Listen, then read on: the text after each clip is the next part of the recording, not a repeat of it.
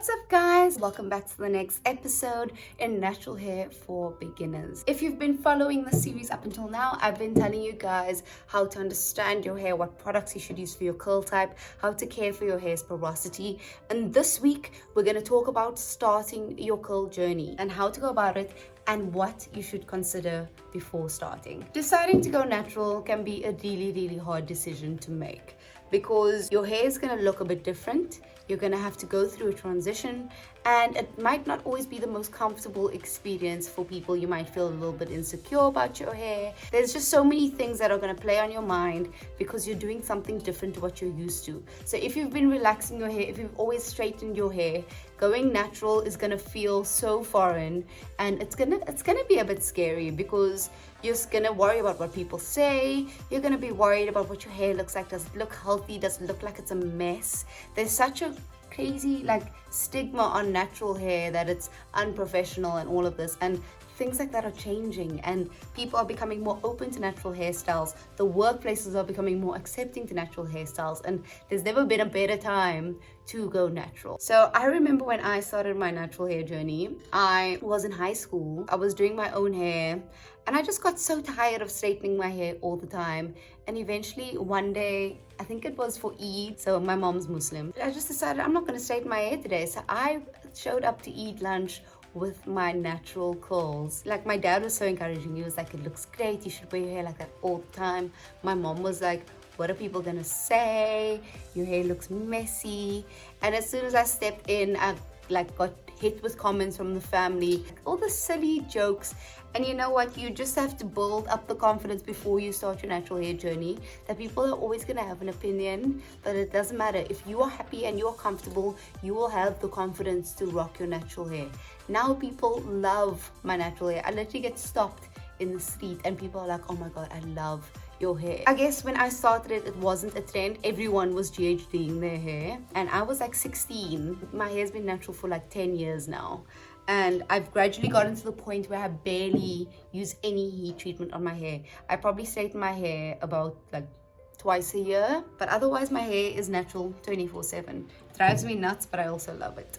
Enough about me. So you need to decide if you're gonna do the big chop or if you're going to transition. The big chop means cutting off all of the chemically treated hair, all of the relaxed hair, all of the straightened hair that's been damaged by heat. Or you can choose to transition your hair. So you're gradually going to adapt to new hair practices, healthy hair practices, and transition into a naturalista. With transitioning, you might have two different curl types within your hair, and it might make it a little bit difficult to find products that work for your different hair types, but you'll find your way. So things to consider. So whether you should do the big chop or not. Are you going to be maintaining and styling your hair all the time if you're transitioning it?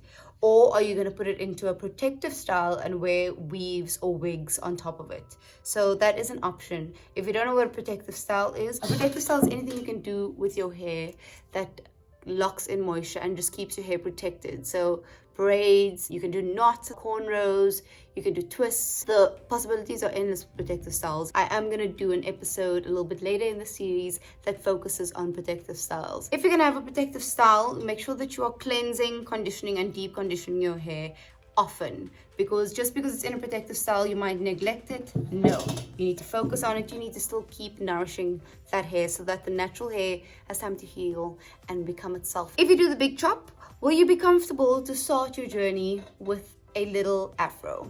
So some girls they'll never be seen dead with short hair, and that's fine. And some girls rock short hair. At the moment, everyone's shaving their heads. There's never been a better time to shave your head. So you can shave off all of the damaged hair and let your hair grow back amazingly.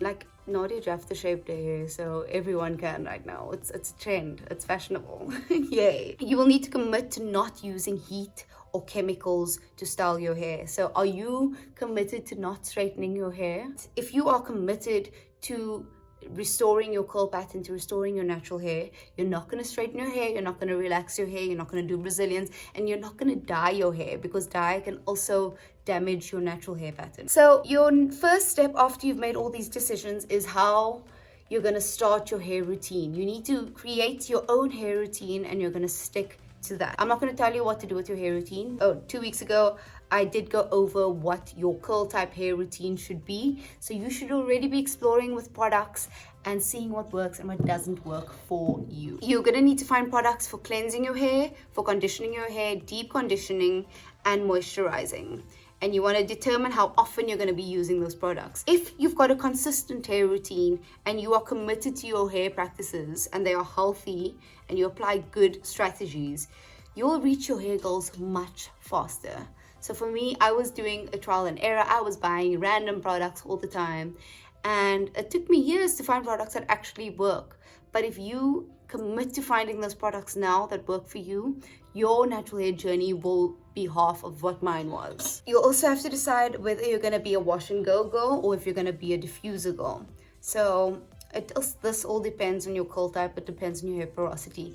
I personally am a wash and go girl.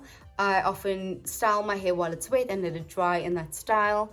Other girls love to use diffusers, and I am all for it, as long as you're using your diffuser on the hairdryer at a low heat setting. You don't want to put it on high heat because you don't want to burn your hair. Low heat is your friend. Start your hair routine. Start thinking about what products are going to be a part of your hair routine. Figure out your wash days. Figure out when you're going to do a co-wash, when are your deep condition days. Stick to a routine, and I promise you, your hair is going to look amazing. You're also going to need to become a lot more conscious of the ingredients that are in your products that you're using. So next week, I'm going to go over all the ingredients and stuff like that, and what everything means on the side of a bottle, because there's a whole lot of stuff on the side of products that you might just not understand. So next week I'll go over that. Before you started your hair journey, you would have probably not be looking at the ingredients list. You're gonna buy the Tresemme because you trust Tresemme.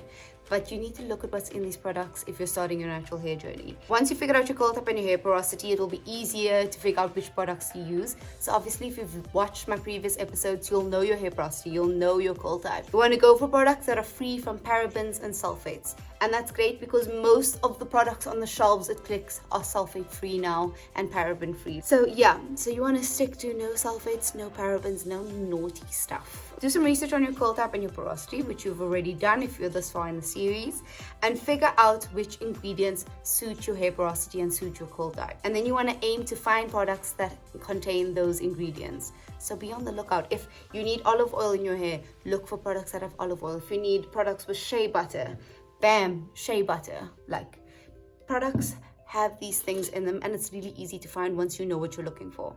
Okay, and then you'll also get like the naturalistas who are super strict about what they put in their hair, and they don't trust store-bought products, so they make their own products at home. This is a great option because you are in control of what you're putting in your hair. You know that there are no bad things, there are no sulfates, there are no parabens, there's no mineral oil, whatever, because you are concocting the recipe.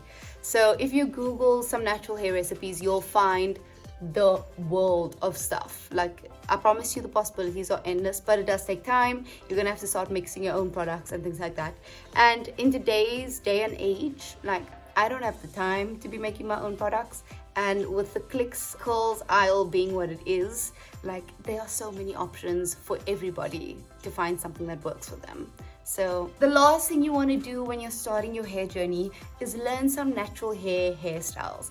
So you want to figure out which hairstyles look good, which hairstyles are going to help you blend your transitioning hair with your natural hair so that you don't feel uncomfortable when you go out to parties. Do some research, check Pinterest out. There are so many awesome natural hair hairstyles that you can do. And I always try and do a few tutorials and stuff like that. If you look at my previous IGTV videos, and if you look at my YouTube channel, I've done a few hair tutorials that are some awesome natural hairstyles that you can rock at any time, and it will make you feel confident. That's the main thing with your natural hair, is that you have to rock it with confidence, because like, your hair is your crown, and no one wants to see someone wearing a crown looking all mopey and sad and apologetic. Like, own it, girl. So I'm really excited. I've seen quite a few of you tell me about how the series has been helping your hair. It really means a lot. Keep sending me the messages, keep posting, add me to your stories, tag me. I want to see what you guys are doing. I want to be a part of your natural hair journey. I'm super excited. Thank you for watching the 4th episode of my natural hair series. Next week, I'm going to be talking about hair lingo and hair ingredients. So stick around, check that out next week. And yay, thank you guys for watching. I'll see you guys then. Bye.